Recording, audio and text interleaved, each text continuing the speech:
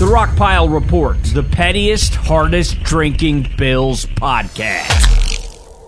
Welcome, everybody, to another edition of the AFC East Roundup podcast. I'm your host, Bills season ticket holder Drew Gear. That's my producer, Chris Kruger. And we're here talking about the NFL trade deadline in the AFC East. The Buffalo Bills at the deadline and all of the goings on in Week 8. Chris, it was Halloween.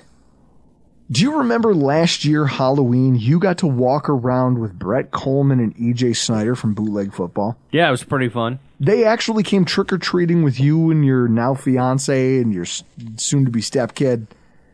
Was that weird? Or not even weird. Was it? I guess the term is surreal. Was it surreal for you to know that, like, these guys... It was surreal that these famous YouTube people... I mean, Brett more than EJ. I mean, let's be honest. Brett's got like 350 on the Film Room channel.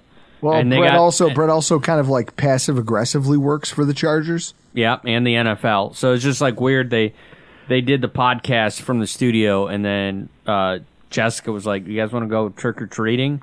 And it was a Monday, so it was like, well, Monday night's not kicking off till 8:30, so yeah, why not? And I made them a couple cocktails. We walked the neighborhood. That's how we do things. It was funny because earlier in the day, they're like, Drew, you want to come to the bar with us and watch this game? I was like, guys, I can't. I got my kids. We're going trick-or-treating for the first time. I'm not coming out drinking. Come to find out, they went trick-or-treating with you. Yeah. I was like, what the fuck? How are you the one who domesticates everybody and I'm the one out here with kids? Because I got people skills. Is that what you call them? I'm going to challenge that by asking our first guest of the evening, Mr. Christian Simonelli, as we talk about the Patriots who lost to the Dolphins 31-17. Christian, do you think Chris qualifies as being able to declare that he has people skills? Absolutely not. Liar! No way. I will tell you why I have people skills. Because I know when to leave. I know when I'm not wanted. That's an very, very underrated skill. Got to give him that. I know when to leave, when people aren't interested. I get all of that. I can read people very well in that sense. Hold on. We have to get this because Christian's like first up on the show. Josh McDaniels. Your thoughts. Well, I can tell you that it doesn't speak very well for Bill Belichick's coaching tree. And I will now look. We know that the thing is probably the worst run franchise in sports. The fact that you fire a guy 2 years into a 6-year contract and have to pay him $40+ million to do nothing for the next 4 years, but it's pretty bad. I just. Not surprised that he got fired, but surprised that it happened on Halloween night. On a Halloween night at 10 o'clock at night, Pacific time. Like, not even like it was a thing like, oh, well, they did it around dinner time. No. 10 p.m. it gets announced that these guys have been fired. And you start thinking about this, like realistically, like not to turn this into a Raiders thing, but just from your perspective. What's the thing? So obviously Monday's game was a big indicator to the owner that this coach does not know what the fuck he's doing. If he's playing an injured Jimmy Garoppolo who's missing a wide open I have a multi-million-dollar wide receiver out there. Yeah. Who could have won us a football game, and yet you choose to play that quarterback over that quarterback, even when that guy clearly can't do it. Like, he can't do the job. Right. O'Connell's starting this week. Exactly. Like, this is a clear indictment of what was going on at the time, where when they can just so seamlessly pivot to the backup quarterback and everyone celebrates it, it kind of tells you that maybe the guy who was there before had a bad eye for talent, right? Like, who should be under center? And then at the same time, I look at the GM and I go, that's a weird move. You just hired this GM, and yet you fired him real quick. Here's a question for you.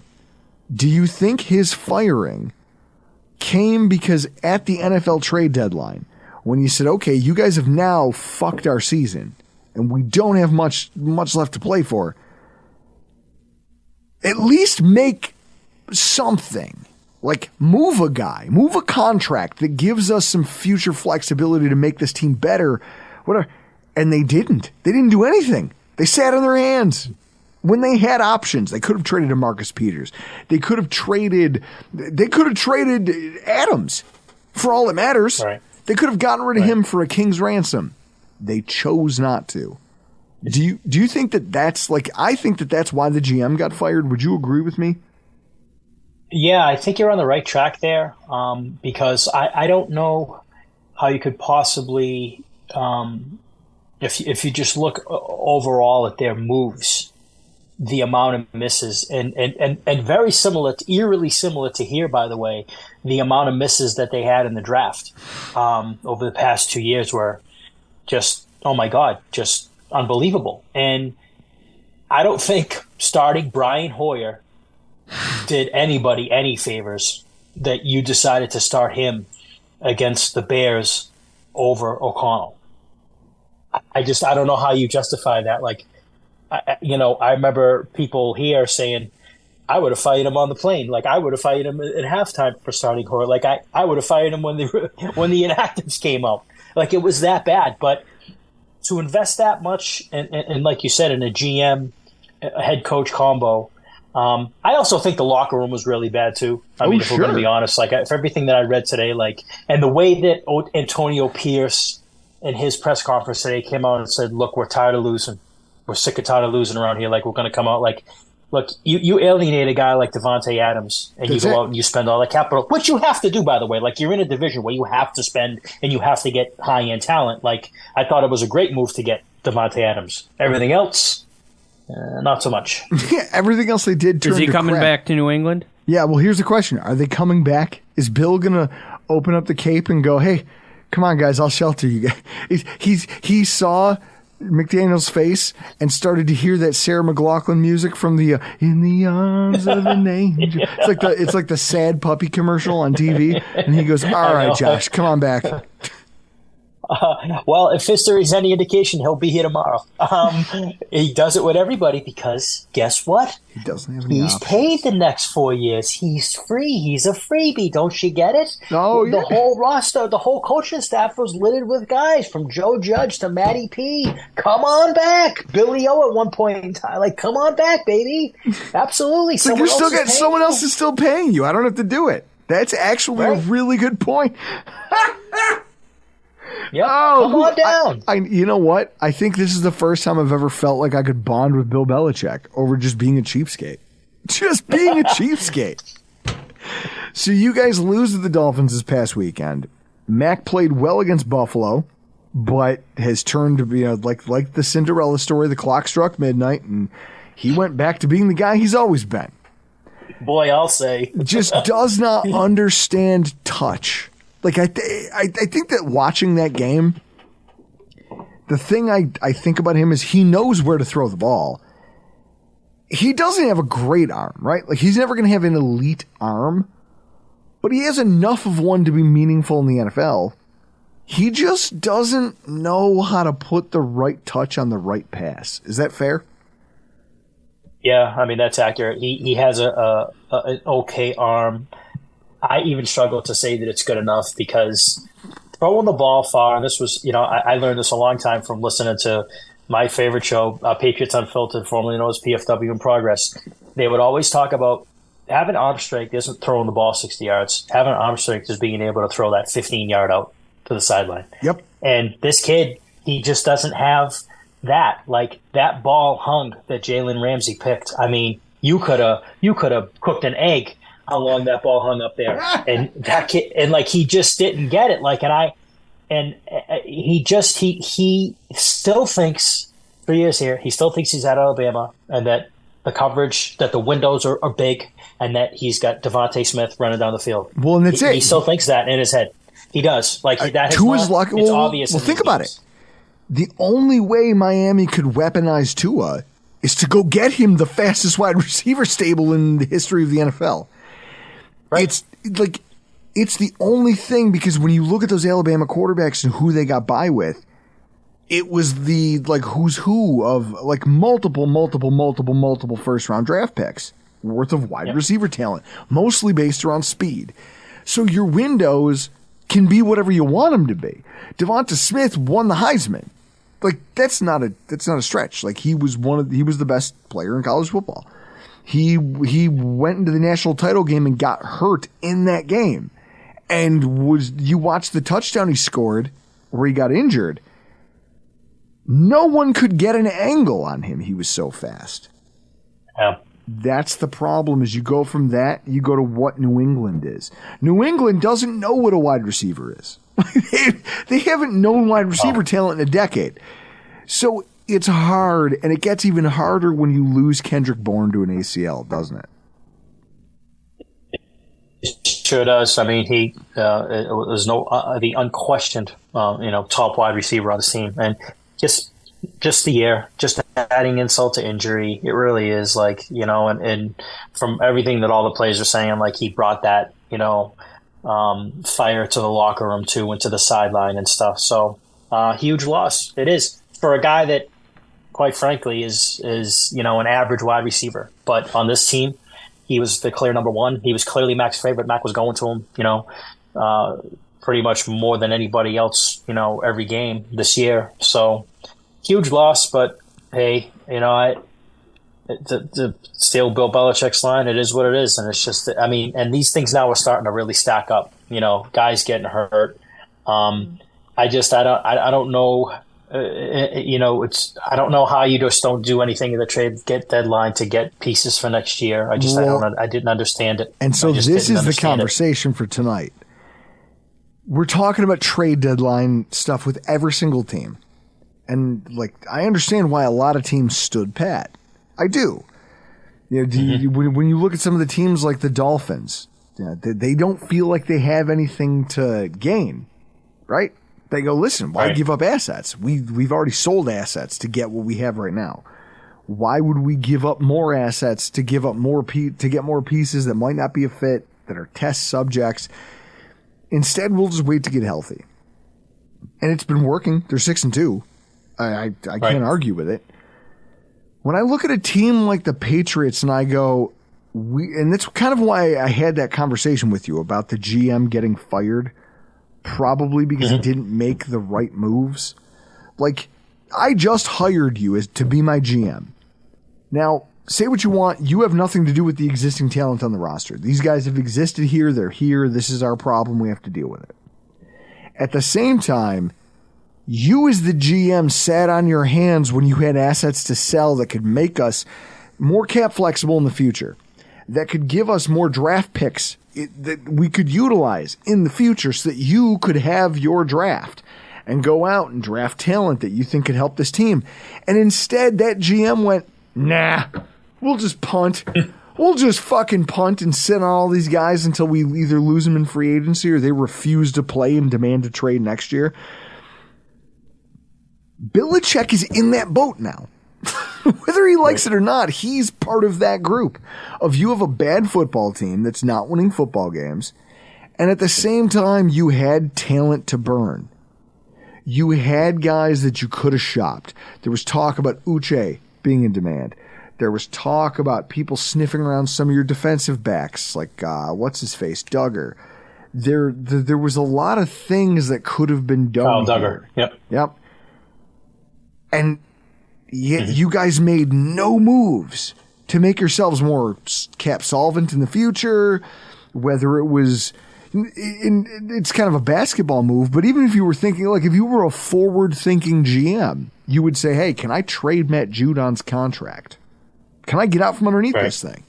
Because we don't know what he's going to... it's that kind of stuff where it's listen, this is a rebuild now. There is no just quickly cobble this together. We have a full-scale rebuild on our hands. Is this Bill just being stubborn because he doesn't want to admit that the rebuild is necessary, or do you think he's just that bad at what he's doing? I think it's stubbornness. Bill Belichick all of a sudden didn't wake up and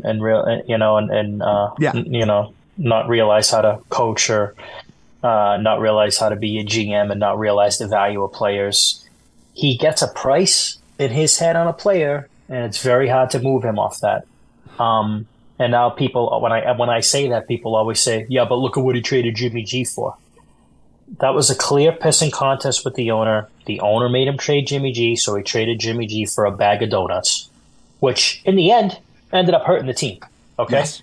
And all the guy does is say two things. We're on to the next team, and I do what's in the best interest of the team. For the past 4 or 5 years, he hasn't done what's been in the best interest of the team, and I don't think he did it this time by not doing anything at the trade deadline. I really compare this to the year that they had Jamie Collins, Chandler Jones, and Dante Hightower all coming up for free agency, all needing contracts. You signed one of them, and Dante Hightower, who we actually let go to Pittsburgh on a free agent visit, and then he came back and you ended up signing him. And you traded Jamie Collins, and Chandler Jones gone. You let him go. So, look, do I think that the guys now in Duggar, Uche, and Owenu are as valuable as those three? No, I don't. But who's your core? Who are your 5 to 10 guys that you can look at on this team and say, okay, these are the guys I'm going to build around? You don't have them because you haven't drafted them. Very simple. So why don't you get some assets? Get rid of something that maybe somebody will give you a 3rd or a 4th round pick. The guy loves to live in the 6th, 7th round every year. I get a friggin' sit on the 3rd day in the draft and watch them pick 4 guys in the 6th round and 3 guys in the 7th like a jerk.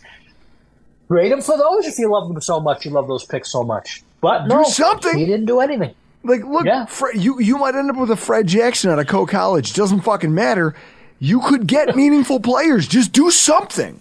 And yet, here's a coach in Bill Belichick that is watching other coaches get fired for mismanaging their rosters, mismanaging the trade deadline. And yet he continues to sit on his hands and say, I know best. Do you, Bill? Because the results say otherwise. Your fan base says otherwise. The media says otherwise. Like, the tape says otherwise.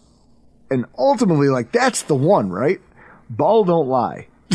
When your team is winning 2 football games, ball don't lie. Oh, no, it's scoreboard. Ball don't lie. Your record post Brady. It's look, and it goes right over to what we talked about off the top. All these coordinators should just line up and just wash and kiss Tom Brady's feet because they all got jobs because of him. Defensive coordinators, offensive coordinators, everybody has done nothing without this guy. The only one that's done anything, that's had any success at all, is Billy O. He's the only one that has a plus 500 record. The rest of them, and I don't count Vrabel, by the way, because Vrabel played for him, but Vrabel never coached under Bill. Exactly. Vrabel went off and coached other – now, you know, and then people say, well, you know, what about like Dave? Yeah, how's Dave Ball doing on his own in New York? Yeah, how's he doing? Yeah, Chris. How's he doing on his own in New York? Chris, do you know that Brian Dable is technically part of the Belichick coaching tree now? Yeah. So, was he a coordinator with him? Tight ends coach, I believe. He was a positional coach. He was an offensive coordinator with Cleveland under Eric Mangini. Then he went to Alabama. Then he came back here. So he was here like twice. So he's technically a Belichick guy because he never left the Belichick like tree, pipeline, incestual coaching tree, whatever you want to call it. But yeah, so he's definitely, you know, a Belichick guy, and I give him all the credit in the world, by the way, for the work, you know, that he did with, you know, with Buffalo, and I give him all the credit in the world. I do, I really do. Like, he made Josh Allen a great player, in my opinion. He really did. But you see, like, the bottom line is, a lot of people try to go and be Bill, and they're not Bill. But I think now that we're seeing not only people trying to go and be Bill, but they're trying to take his system and his way of doing things that worked 15, 20 years ago with Brady. You can't do it now. You just can't. You just cannot. It's just not the way. Well, there's Somebody a way. made a comparison today where the NFL is no longer a fiscally responsible league. It's a 16-year-old kid who got mom and dad's credit card. Yes, but guess what? That's what it is. That's what you live in. That's why dynasties are short-lived, but no one gives a shit. Do I win? Right. Do I win in the moment? Then guess what? That's all I care about today. It's today. Look at the 49ers. Look at the 49ers. All the assets they've given up and all the guys that they have. Like, look at what they did. I mean, look at what they're doing, going out and getting all these guys. Yeah, but then look at them. Look at where they are. They're a 5-3 team that everyone goes, oh well, we didn't expect. They have the same record as Buffalo. And yet here we are screaming into the ether about how terrible our football team is. Like, Right. that's my point. Like, it's all relative. What I do know is a bad coach, bad processes, bad everything. Chris, that Belichick coaching tree, when we look back at it, when he's eventually done in the NFL, it's a palm tree, right? Like tall, long stalk with 4 leaves. That's it. There's no branches on this fucking thing. Like, that's it. It's a tall tree with 4 leaves. No, there was an article today that the title of it was great. Bill Belichick coaching tree, kind of sucks. Pretty accurate. God. Well, I'll tell you what. I wish I could say that I don't wallow in your misery, but I do. And if there's wouldn't expect any less. And if there's Bills fans out there who want to do the same, where can they find you on social media? At Chris with a TIAN on X, and give me a follow. I'll give you a follow back. And yeah, we had some Bills posting on there early this morning about just watching Josh McDaniels fail as a coordinator and them enjoying it and relishing it. And I respect that. I mean, I respect the shot, but I respect the hate. How can you not? And so moving along, this trade deadline just conversation, and as we talk about what the week that was in the AFCs, we get to the New York Jets, who beat the Giants 13-10 in dramatic fashion. And I wish I could put air quotes around that, because I would almost say that the outcome of that game was anticlimactic, because I was really hoping I was going to get to see a tie in person for the first time in years. Like, on a day when the Bills weren't on and I could have relaxed while leisurely watching football, this game drove me to visiting with my parents and brothers, playing with my kids. Scott Mason from Play Like a Jet, I can't imagine having an actual vested interest in that game filled with that much utter nonsense for 60 minutes. How do you do it? How do you do this every week? It's been an interesting season. It's funny because I think Mike Renner from PFF had a great way of putting it. He said, the Jets are the ultimate coin flip team because no matter how good or bad your team is, the Jets are going to take it down to the wire with you. It really is. I mean, here's a team that when they come in with Tyrod, everyone goes, oh, Tyrod can't move the ball against that defense. He couldn't move the ball against the Bills defense. What's he going to do now? Immediately gets hurt. Gets hurt. His unlucky streak continues. And literally here comes, Syracuse legend Tommy DeVito. And he played football about as well as Danny DeVito when you consider he's the first one to finish with -9 yards in NFL history. And almost won! That's the fucked up part about all of this, is that he almost set a record for being the only quarterback to win a game while throwing negative passing yards. Scott, how would you have stomached that, knowing that that's something that just goes in the Jets' annals of misery? It was pretty bad. I'll be honest, I was watching that, and I'm just sitting there going, -8 yards of passing. How is it even possible to lose a game like this? And it was just so frustrating on so many levels. For starters, that touchdown that gave the Giants what we thought was going to be the lead that would propel them to victory, that touchdown never should have happened because there were 2 penalties on that drive that kept the drive alive. Both times, the Giants would have been forced to kick a field goal, which, as we saw from Graham Gano missing twice, might not have even resulted in 3 points. Instead, Jermaine Johnson and Quincy Williams, both with some bad penalties, especially Jermaine Johnson. The Quincy Williams one, not as egregious. But so you saw that, and then Michael Clemens got called for a similar penalty on a 4th and 5. They kept the Giants on the field. The Giants just kept eating up clock. And it was such a frustrating game to watch. And it was one of those situations where you looked at the offense. And I know the popular thing to do is to blame Zach Wilson. And while you're watching the game live, you're getting frustrated. But when you watch it back, especially on the All-22, what you realize is that not that Wilson played a great game, but boy, did he have no help. And I wouldn't say he played poorly either. I would say he was okay.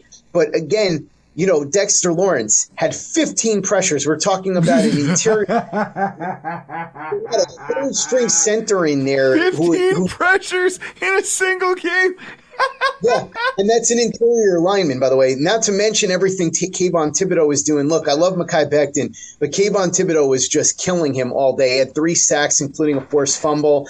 You had a third-string center in there, which led to a turnover because the center messed up the snap.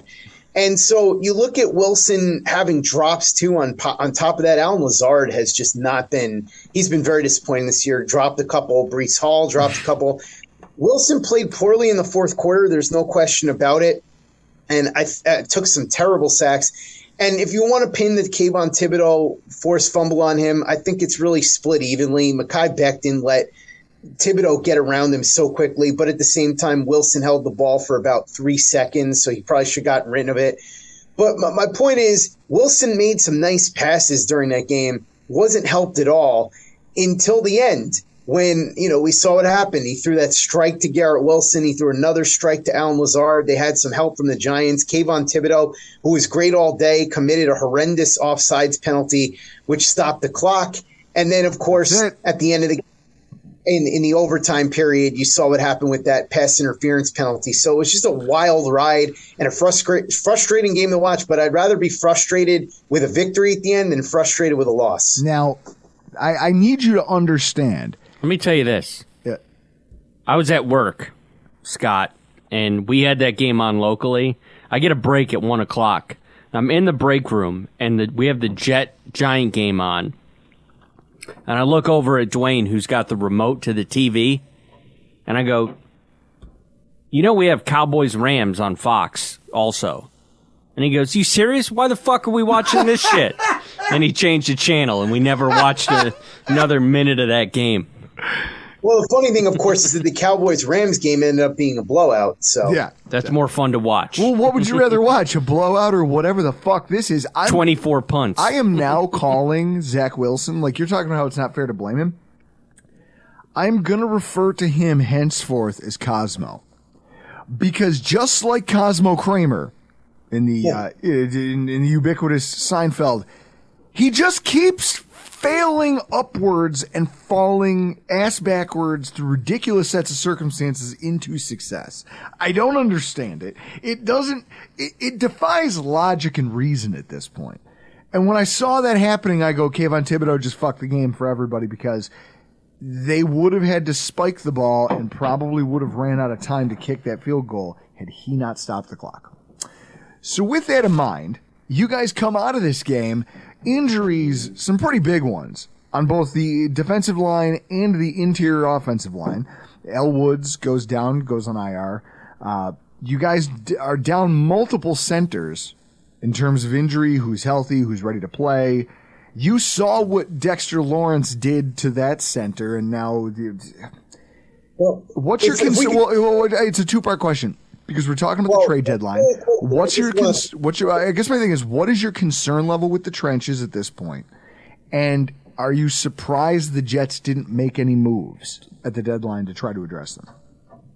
Well, let me just throw something in there, too, to be fair to Dexter Lawrence. Yes, he abused the third-string center, but he was abusing Connor McGovern, too. McGovern gave up 4 pressures before he came out of that game. So Dexter Lawrence was just an absolute beast that day. But, yeah, it was certainly made worse by having a third-string center. As far as the trenches, look, it's a mess, and they're going to have to shuffle everything around. Today, Robert Salas sort of hinted at when Dwayne Brown comes back, they're going to move Becton back to right tackle where he's less comfortable.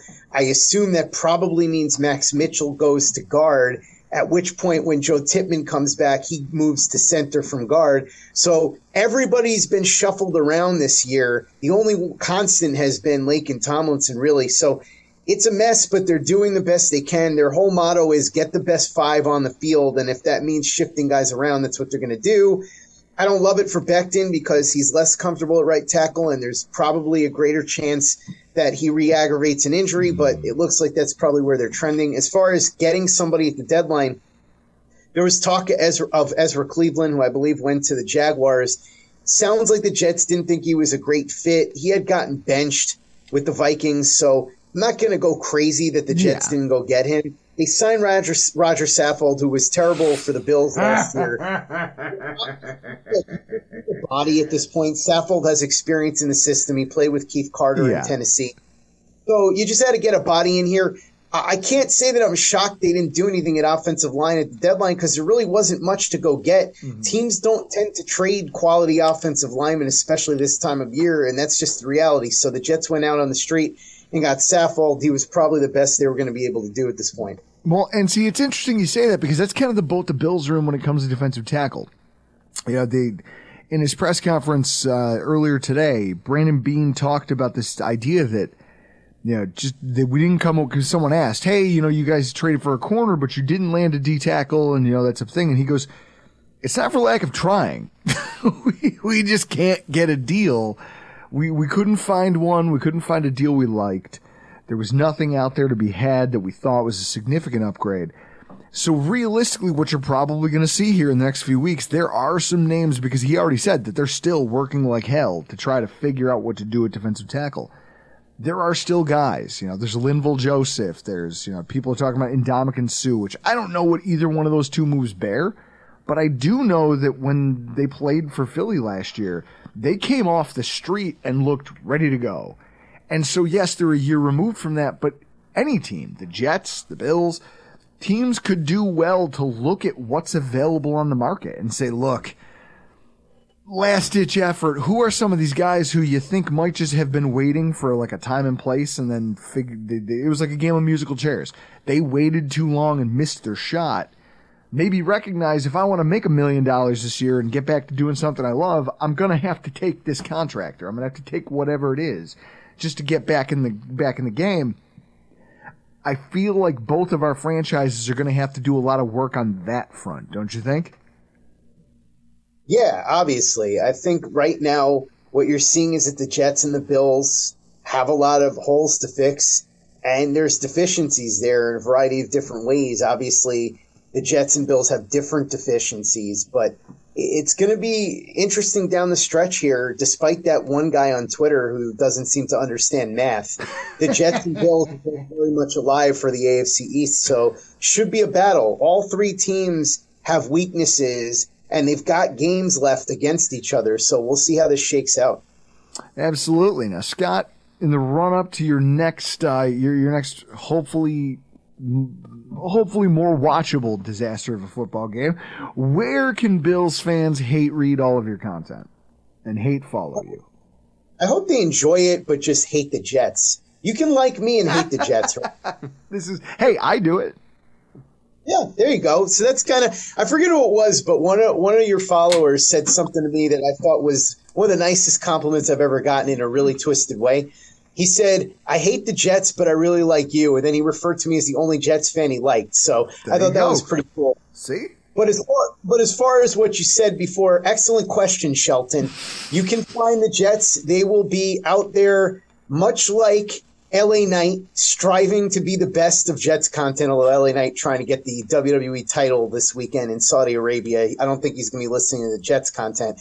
You can find it anywhere that you listen to podcasts, and it's daily, 7 days a week. We never stop. The shows just keep on churning, just like the mail, like Newman said. The mail just keeps on coming. The podcast episodes just keep on dropping. We've got playlikeajet.com. The YouTube channel is youtube.com/playlikeajet. We should have a really good video on Zach Wilson breaking down why he's actually been playing significantly better than a lot of people have given him credit for. You've seen guys like Daniel Jeremiah and Dan Orlovsky step out and say, hey, you know what? Zach Wilson's not playing that bad. You guys are being way too hard on him. I think the film sort of backs that up. So you can take a look at that. Really quickly, I'll just say this on the Zach Wilson front. I think he's playing like a capable backup. That's all you could have reasonably asked for from him this year based on where he was last year. You can't have the same expectations for him now. He's 3 years into his career. It's a different ballgame. So I would suggest taking a look at that film because he's going to be coming up to Buffalo in a couple weeks. So see what you're up against. And then, of course, you can follow me on Twitter at PlayLikeAJet1. Gentlemen, as always, a privilege and a pleasure. Love going on with you guys, and I'm looking forward to next week. Christian Simonelli, Scott Mason, Alf Arteaga in about 15 to 20. They're the triple threat of the AFC East. You need to get back into like your 90s wrestling. Like, what are some of the... In fact, I'm going to Google it right now. I just did. I know you did, but you're... Triple threat. Best... triple 80s, threat. Not 3-man. You said 90s. I know. So now I'm going back 80s. There was Demolition, I think, was early 90s. The Midnight Express, one of the most influential and successful teams ever. Yeah, they're not close to those. They're not the same as Midnight Express or the Rock and Roll Express. Wait, those are two different things? Yeah, Midnight Express and Rock and Roll Express. Well, the Road Warriors with Dusty Rhodes? That's not a thing. That was never a thing. They're triple threat. I couldn't even tell you who was in triple threat. I think it was like Shane Douglas, Chris Candido, and somebody else. I don't know, maybe Rasul Douglas is in there. Maybe we should move on. I guess we'll move on, but I'll tell you this. The 70s and 80s wrestling that I was watching growing up as a kid is way better than this crap you're watching now. Let me ask you this. Yeah. When were you born in the 70s? VHS exists, sir, and I have them. Do you know I have WrestleMania 3 where Hulk Hogan body slams Andre the Giant on VHS? That's impressive. Yeah. I have WrestleMania 4, or I used to have WrestleMania 4 on VHS, where it was because it was a double tape. It was like 4 hours. Yeah. It was a pop-up of Hulk Hogan and his flexing. I used to have that. That's pretty cool. The best match of that night wasn't Andre the Giant getting body slammed, though. The best match of the night is where it's King Kong Bundy and Hillbilly Jim are on opposite sides of the ring from each other, but they each have like a handful of, I don't know what the proper nomenclature for this is, but short people wrestling with midgets. Wrestling with them. It's midgets. And then what happens is so it's supposed to be like a tag team match, like a bunch of short people and the biggest human beings of all time. And then King Kong Bundy splashes one of the short people, and all hell breaks loose because they all just turn on him and throw him out of the ring. That makes sense. I almost feel like that turned into a shoot real quick. It's possible. Depends if he meant to do it or not. Guys, we are here talking about the Buffalo Bills at the trade deadline. You've already heard our recap. You've already heard our preview of the Cincy show. And if you haven't, go check it out here on the feed. Chris, it's funny that the Bills at the deadline have obtained a pair of guys who previously beefed with players already on a roster. Yep. Like, are they trying to recreate the bickering Bills? Are they just, or is it just like, hey, we need some Thunderdome action in the locker room? Wake everyone up? Yeah. Nah, these guys. See, here's what I hate about this when people go, oh, that guy fought that guy and a thing. Do you know how many people over the course of like sport? Mind you, when I say this, like, how about this? If I just kept it to slow pitch softball as an adult, do you know how many people, including people on my own team, I've almost fought during a game? And Everyone. Then the second it's over, you have a beer and you laugh about it because it's like, okay, this is what competition is. As soon as the competition's over, we're all just dudes hanging out. That's it. The thing's done. There's no actual hatred or animosity. It's just we were in this pressurized environment together for 45 minutes and things got a little out of hand. I don't understand how people don't understand that that's what happens in sports. Chris, you play hockey. I do. Allegedly. How many times do you go up against a team when you see them and you're like, oh, these guys are fucking dickheads? But then once the game's over, you're like, all right, you don't care. Like, it just ends. Well, I mean, when you bring up a team of assholes, there's one, and they are assholes on and off the rink. Sure. As far as, I think everyone else, I feel that way. Like, you'd be an asshole in the rink, and then off the rink, I'm fine with you. Because we're adults. And so are these athletes. They're men, right? So we're out here just doing a thing together, which is how you end up here with Leonard Fournette signing with the Buffalo Bills. Now, it doesn't move the needle much for me. You know, people complaining on social media when we signed Harris. And I was saying, okay, but understand Fournette's down, right? Worst yards after contact of his entire career, which is kind of a sign. Like I ended up having to, because of fantasy football, having to hate watch a lot of Buccaneers football last year. His passing statistics, everyone points to that and they say, "Oh, he's experienced and look at his production." It was more volume based than anything else. I think he had like 73 targets or like something crazy like that as a running back. But a huge reason for that was that their offensive line in Tampa was terrible, and Tom Brady's not an idiot. He goes, I'm not trying to extend plays with my legs and getting hammered back here in the backfield. I'm old and worth millions of dollars. I'll see you in hell. I'll check it down to a running back and let him do what he can do. But because of their makeup with a Godwin and Mike Evans and some of the other talents that they have on that team from a receiving standpoint, secondaries had to cater to that, and they would just clear out and give Leonard Fournette these giant lanes to run through when he'd catch the ball out of the backfield when Tom Brady said, "Hey, that defensive end's too close. Fuck it. Check it down. I'll live to fight another day." But he was generating a lot of yardage, which is great. I just don't know that you can replicate that scenario here with this year's Buffalo Bills. I just don't. He's experienced depth who's really good at pass protection. So I guess in the event something happens to like Latavius Murray, this is a good signing because it gives you depth that can still protect Josh Allen. He doesn't challenge the rushing chops that Cook has. He doesn't have the explosiveness of Murray, which seems crazy because he's like 90 years old. And he's also, Chris, didn't you think Murray was supposed to be like the goal line back? Yeah. Do you see that crazy stat that he's been stuffed 4 times from 1 or fewer yards away from the goal line this year? Most of any running back in football. Well, could that be blocking? Some of it's blocking, some of it's play design, some of it's just the fact that he's a big running back. He's 6'2". So it's cool when you see it and you go, "Oh, look at the way he plowed that guy over." The problem is that when you look at the guys who are the most successful there, yes, they're heavy running backs at the goal line. Jamal Williams last year with 14 touchdowns? 12 or 14 touchdowns? A lot of them coming inside the red zone? Yep. It's because he's 5'11", 225 pounds, and he runs like a hammer. He's small, compact, his center of gravity's low. Murray's not built like that. Now, Leonard Fournette might be, but that doesn't mean that he still has those chops, so I don't know what this is. I just know that he's just a Harris replacement, and I'm okay with this. I just don't want to see it all of the time. I don't want to see them immediately put him out on the field and hey, we're going to try to get numbers out of this. And I hope I'm wrong.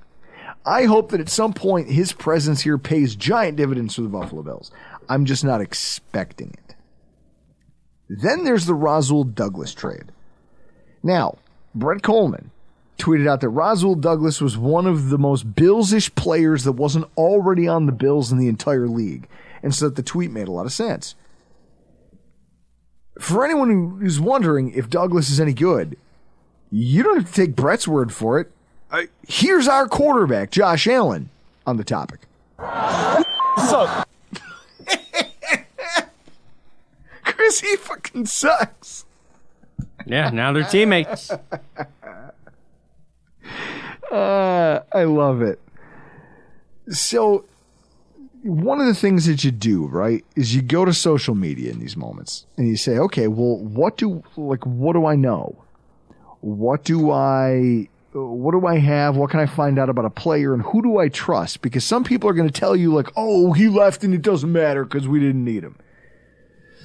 Peter Bukowski, who is, runs the Leap, host of Locked On Packers. He's very active on social media. He tweeted out in the wake of the trade, 4:35 p.m. yesterday afternoon, as soon as it was announced, says that I'm not at all moved by the time the Packers can compete, Rasul won't be on the team. He says, okay, he's a really good player, a fixture in your locker room and reasonably priced. A mid-4th value add is not worth getting rid of that guy on a team that's desperate for leaders. Doesn't that sound like a player that you want inside your team, Chris? Makes sense. Okay, perfect.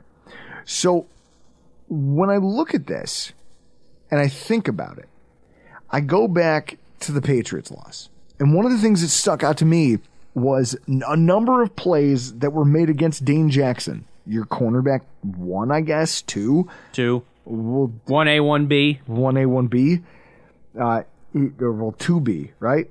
Because basically... 2A, 2B. Because Benford and Dane were never supposed to be your number 1. No. You made him your cornerback 3 at the beginning of the season. And then when you needed him, you lined him up against Demario Douglas and had him playing 5 yards off the wide receivers from the line of scrimmage. And then at the snap, he backs up and he gives them more cushion because he's limited athletically. At least 4 of the Patriots' best passes of the day occurred because of that dynamic, where the wide receiver just read it and said it was an option route, and they go, fuck it, I'm going to cut it inside. He's giving me all of this space to work with. I'm going to eat up his cushion as far as I can, and when I feel like he's going to backpedal and come at me, I'm cutting inside, and I'm going to be open for a reception. And they were breaking him off between 7, 12, 14-yard chunks because Jackson at this point, I almost feel like he's afraid to step up and try to play physically now. I don't know what it is, but I know that they can't have any more of that if you're going to compete against teams like we're going to see this Sunday. Like, this Sunday is going to be a mess. You know, we talked about it in the preview show, just all the heavy lifting the offense is going to have to do here, because you can't ask Dane Jackson to go out there and compete with T. Higgins or Jamar Chase for 4 quarters and win as much as he loses. Yeah. Because you just can't do that. Douglas is a great fit athletically, culturally, but while I like the player, I like even more having a guy who, well, he's not Trey White, like having a guy who's closer to being a real number 1 wide receiver on your team does for the dynamic of McDermott and his play calling. Because you think about it, with good coverage early on in the season, McDermott we were leading the NFL in sacks. We were on pace. They were like, this is a crazy sack total. We lose Trey White in that Miami game late. What game came next? Was it the Commanders game? What, after Miami? Yeah. After Miami was Jacksonville. Okay, so we go to Jacksonville. We go to England. And you get thrown all over when it matters because Kyrie Lim just can't cover Ridley, and they know it, and they pick on you, and that's the end. And you don't really, I mean, you got some, AJ Epinesa was able to really, like, the defensive line saved our asses in that game. And then after coming out of that game, when teams saw what we were doing pressure-wise, they adjusted, and we had no pivot. And so since that game, you've watched those pressures kind of evaporate. The sacks have evaporated, and you go, not evaporated, but they're just not as impactful as they were early on. Now, some of that's just the quality of the offensive lines you play, but some of it is because your scheme on the back end is less aggressive. You're not getting coverage sacks anymore. Now you've got guys playing off the ball that are giving up cushion and just hoping they can rally tackle. You're not forcing the negative plays that you were early on in the year. If you can bring that back and you have a legitimate guy who you can point to and go, that's a number 1. He's aggressive when attacking the football. He's an aggressive tackler. He plays the run well. We have all of these things, and they trust that he can provide good run support while trying to do it. That's going to give McDermott so many options to bring back pressure packages, to try slot blitzes, to try A and B gap blitzes, where he just goes, look, I know that this coverage can hold up, and he's not going to immediately find an outlet on a shallow cross when I blitz that linebacker. Because if that happens, it's chaos because there's nobody there to stop that guy. You're not going to have that problem. I think the other dynamic that's worth talking about, Chris, though, is that the Bills are just one of 2 AFC teams to make trades at the deadline. And the funny thing is that the only other team in the AFC that made a trade was the Jaguars for a backup guard who was benched in Minnesota. So that that doesn't even feel like a real, like they're not trying to accomplish much with that trade, are they? The Jaguars? Just depth. Yeah, they're just saying, listen, we're not in love with our practice squad depth. There's nobody that we feel like we could promote at a moment's notice and come in here and not get our quarterback put in a bad situation. So let's go trade for somebody who we think can at least hold his own well enough at a backup caliber NFL level. That's why you make that trade. Because Ezra Cleveland is not a world beater. He's not special. He's not... He's the Cleveland of guards. He is the Cleveland of guards. Ohio sucks. So you look at the Bills being the only team in the AFC that made a move. All of our fans screaming about how, these teams are getting better and whatever. Chris, we're the only team that made a meaningful move at the deadline. I would argue that should make you nervous, shouldn't it? I have no idea. We're the team that felt like we had to go do something to move the needle significantly, or else the season was probably in jeopardy. Meanwhile, you've got teams like the Dolphins, the Chiefs, even the fucking 49ers, who I was like, the 49ers could use everything, including a new head coach, but you can't trade for one of those in the middle of the season. Everyone stood pat, except for us. We went out and made a trade to get a bona fide, starting level player, and we're the only ones. That worries me. I mean, it's good that we did it, but it just worries me about, all these other teams are that confident in their squads, and here we are, a 5-win football team, and we still feel like this is shaky. They feel like it's shaky as a front office. We feel like it's shaky as a fan base. It's a weird place to be. But as we talked about in our recap podcast, we've been here before. I like the move. And I also like the conversation that just to kind of close this thing out, Chris, the quote from Sean McDermott, right? Because this whole year he's stuck with guys, right? He's stuck with the narrative that guys that they picked are players they believe in they'll round to form. And he was right in the terms of Spencer Brown. He was right in terms of Terrell Bernard. When everyone was calling him an idiot for not doing more at those positions.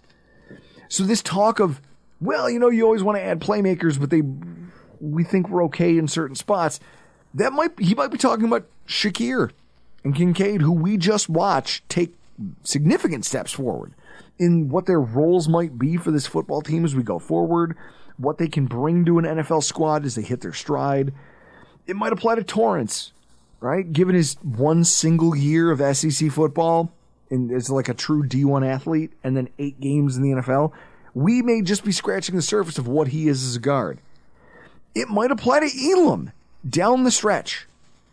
Knowing how his athletic chops differ from Jackson's, Jamarcus Ingram's, but he specifically talked about defensive tackle, saying that they are looking hardcore at that they discussed defensive tackle for weeks with a few teams and couldn't find a fit. There are still bodies out there. I don't think they're done. I think they're going to continue adding because they're just as concerned as the rest of us. They just did the most with what they had at this deadline. And I think that if you compare this one to the old ones, Chris, remember when we sat here doing a podcast the same day that the Bills traded for Kelvin Benjamin? No. Yeah, I do. We sang the praises. Brandon Beane, Sean McDermott, Kelvin Benjamin. Oh, playmaker for this offense. How'd that fucking pan out? I trust that this guy knows what he's doing. I think we all should at this point. And so with that, we just look forward to this weekend's matchup because, man, I hope he's right. And so as we close this out, we welcome back the still AFC East leading Miami Dolphins and the only podcast host from their brethren that we can tolerate, Mr. Alf Arteaga from 3 Yards Per Carry. First of all, Alf, did you get as much of a kick out of the Ryan Clark hypocrisy this week as I did? Yes, it was awesome. The man calls Tua essentially a fat stripper that's more interested in tattoos than working on his craft. And then he's going to clutch his pearls over Deshaun Watson, of all people. Deshaun Watson getting called out by Brady Quinn. First of all, Brady Quinn sucked at quarterback. Like, let's just call it what it is. He's terrible. He's a great analyst. The funny thing is that at least he played. Like, at least he played when he was healthy enough to do so. I like the fact that the Browns keep having to carry water for him. You do know that he knows, right? Like, Deshaun Watson knows that he's in the sweet spot where they're so invested in me they can't get rid of me. Also, I don't have to do anything. I can just keep getting my money. They can't trade me. It's a weird dynamic that he has, right? Because, man, you look at that Cleveland Browns team. That team is loaded. This is it. That team has talent all over the place. A part of me questions. I mean this, and I know that there's Browns fans out there that'll scream about it, but a part of me wonders if he doesn't see what's going on, and he goes, "Listen, I'm like deep down, he probably knows. Like he's watching PJ Walker, going, I think I'm better than him, but that guy probably fucking cares more than me. He's probably a little hungrier than me. He's ready to take those hits more than I am, and he goes, I could sit here and earn my money. Doesn't matter. It's fully guaranteed. They can't take anything from me. I just feel like this is the danger, right? Like when they gave Kirk Cousins a fully guaranteed contract, it comes down to who you are as a human being because you are essentially giving them the keys to hold your franchise hostage. Kirk Cousins gutted out all kinds of injuries over the years. Like, look at him now. He's got an Achilles tear, and he's still showing up for kids' Halloween events and shit like that. He's a quarterback. He is a football player. The problem is I don't know what Deshaun Watson sees himself as. And you see a guy who they go, well, he's got a shoulder injury, and we don't really want to aggravate it. Meanwhile, I don't know. I've got a quarterback with a hurt shoulder that needs treatment every single week, every single day of the week, and he doesn't give a shit. They asked him today. You gotta love this sport to play it, man. That's it.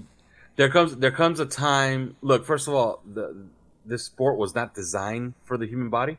It just wasn't. Oh, whoa, Doug Whaley, you better dial that.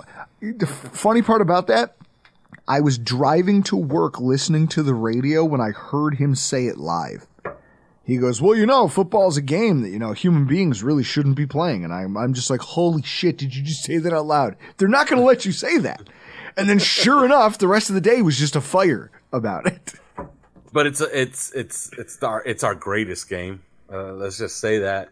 I love it. I absolutely love the sport. But the world loves it. The country loves it. It's the reason it hurts to play it. And that's it. It hurts to play it. Well, it's property acquisition through violence. You used to have to this is some medieval shit that we're watching play out in real time in a controlled environment. And we love it because it's in our DNA to love that. It is. Look, I didn't have an NFL career, but I was a scholarship athlete. I was a pretty good high school player. I had a knee injury. I had a shoulder injury. I broke a finger, broke a hand. My senior year, I had another dislocated shoulder, and there was a time where I woke up in the morning and said, you know what? The hell with this. That's it. Because one day... I'm not playing no more. I don't want to play no more. I'm sick of being injured and hurt and in pain all the time. One day, you stop loving it as much as it takes to do the job. But better believe that when I got my scholarship offer to Ohio U, not OSU, because everybody thinks, my God, you were going to go to Ohio State? No, I wasn't that good. I'm talking about Ohio University. Okay? Different place. All right? When I got that scholarship offer, I stared at it. And I talked to my coaches and I said, what do you think? And a coach told me, you shouldn't do it. You should pack this in, man. Well, this is it. So I love the fact that Ryan Clark gets to go on TV and go, this is abominable. We need to have a higher standard. It's like, asshole, do you remember hypocrisy? Do you remember? Is your memory that short, or do you just talk that much shit that you forget the things you say? It's hilarious. Now, the theme of this week, obviously you guys beat the Patriots, as you should. Was there ever a doubt? If we're even going to say anything about that, was there ever a doubt that it was going to happen? No, there really never was a doubt. The only doubt was, are these guys going to hang around here when they took the lead 7-0? That was the only doubt. but then Miami got the ball and they whizzed it right down the field and they scored on a 42-yard touchdown. And you're like, okay, yeah, we're back to doing this type of stuff again.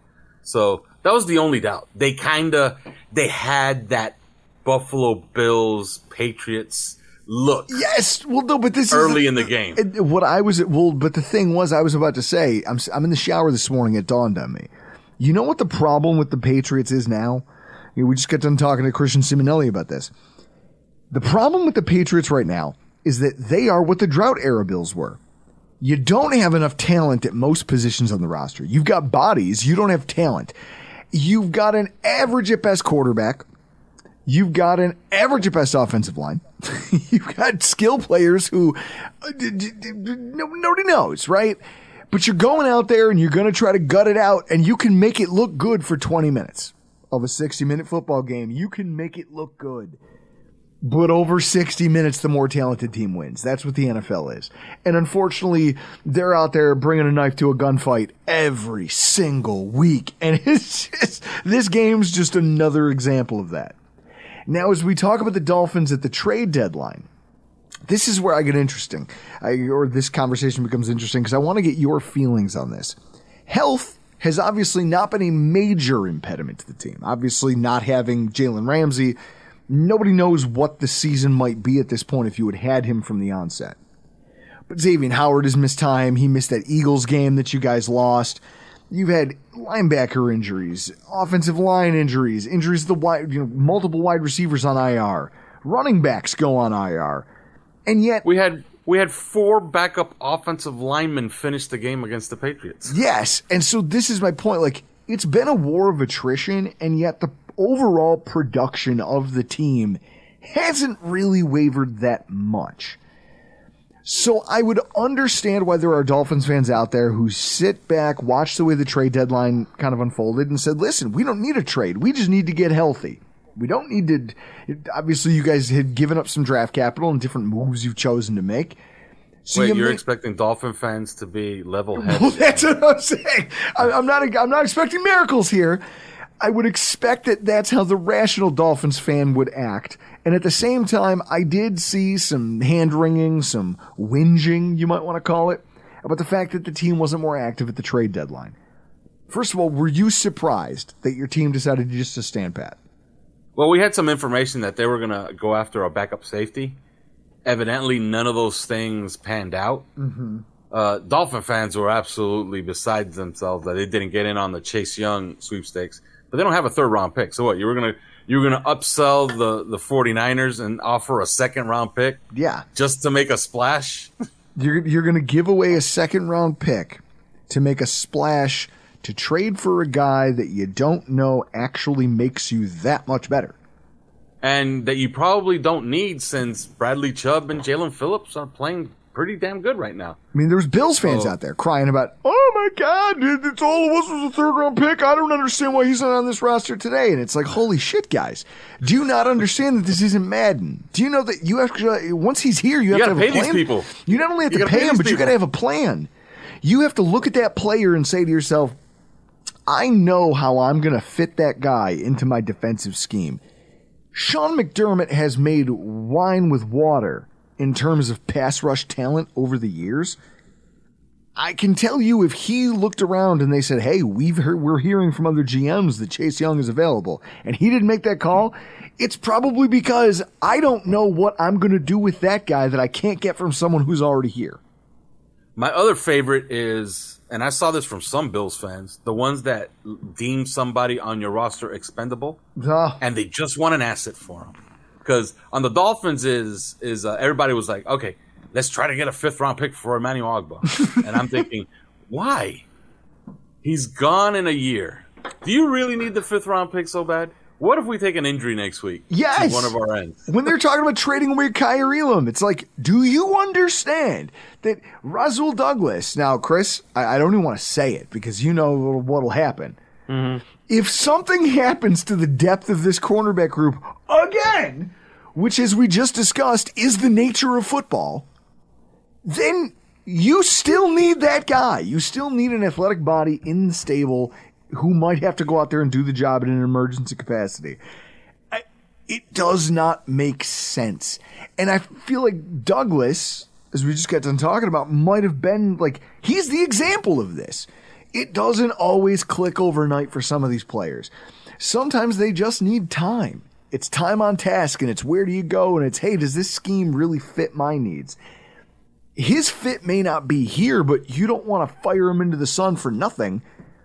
Why? And people are like, oh, we couldn't have gotten anything from him. No, because it's no secret. When you played Josh Norman, when you decided to make Josh off the street, got face shoved into hell by Derrick Henry on national TV, Josh, like that guy, you activated him and left Kyer Elam inactive. You told the world what you thought about that kid. No one's trading you for him. They'll just wait for you to cut him. It was worse than that. You guys had Josh Norman running down on special teams. It's brutal. Like, it's awful. So with that, you guys stand pat.